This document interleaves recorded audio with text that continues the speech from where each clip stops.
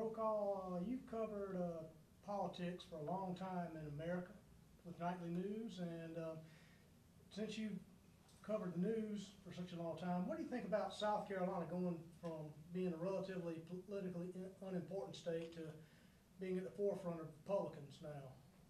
Well, I think it's good for South Carolina, and I think what happens in the American political system is that you get to go region by region. We're going to start in the Midwest with Iowa, then we're going to go to New England, and then you're going to come south quickly to South Carolina, and then go to Florida, which is the Southeast and kind of a nation unto itself in a lot of ways.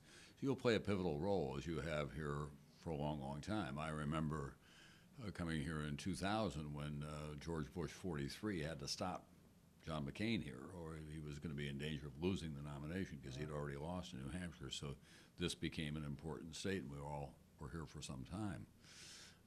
Same thing happened 4 years ago when Hillary Clinton and President Obama came down here and duked it out at the time.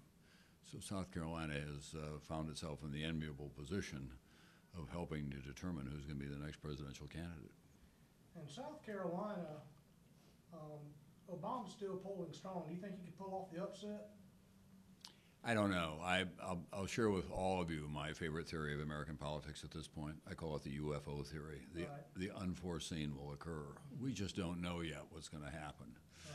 We don't know who the opposition is going to be. We don't know what may happen to the economy, good, bad, or indifferent. International developments of some kind, another natural disaster, something that is not handled well. One candidate or the other saying something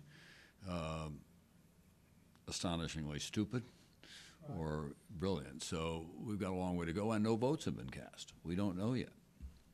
And just from the university's perspective, how honored were you to get a call from the university wanting to honor you in this way?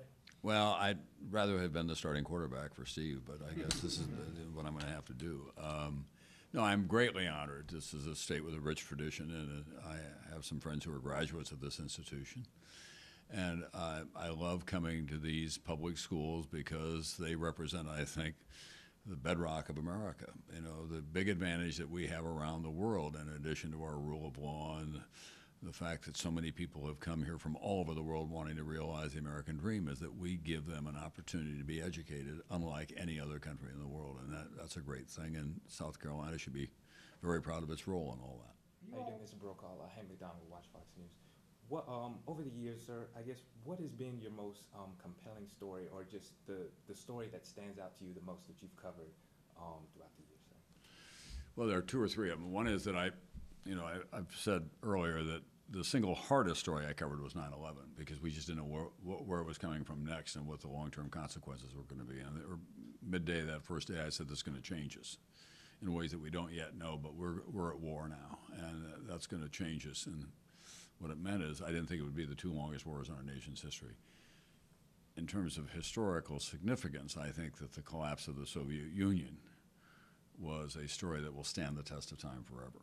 And we didn't think that oppressive society would come apart as swiftly as it did and liberate as many people, followed quickly by China and the economic progress that it's making while trying to keep the lid on politically. And then finally, in this country, I don't think I've ever seen anything that has had the impact that the civil rights movement. That changed everybody. And it was, as I point out, Dr. King didn't have tweet, didn't have a cell phone, didn't have a website. He had the power of his convictions. He had the power of his belief in nonviolence, and he trusted the rule of law in America. I mean, he got to where he got to because Thurgood Marshall was invoking the rule of law, and others as well. And Lyndon Johnson had the courage to pass the Civil Rights Act. That liberated everybody, not just people of color in America, but it liberated everybody else from segregation, and it's a far, far different society. We're still working our way through the issues of race, there's no question about that, across the spectrum. That had a huge impact in this country. We have time for about one more question. Mr. Brokaw,